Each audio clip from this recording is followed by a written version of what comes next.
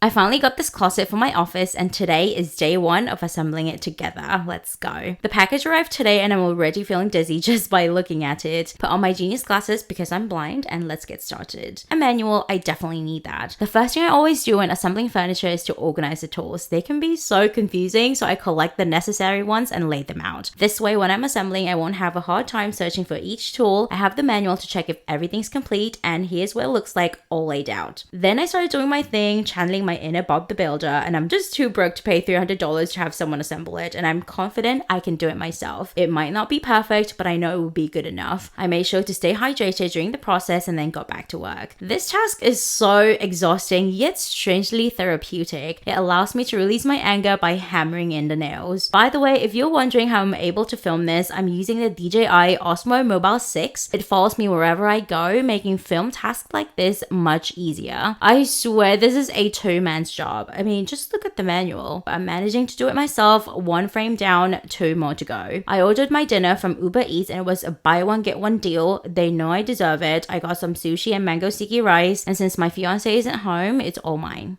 I continued working on the rest of the frame. I didn't film it because it was slowing me down, but doing the other two was so much easier and took half the time. Here's what it looks like now. Check back in tomorrow. I am so tired. Bye!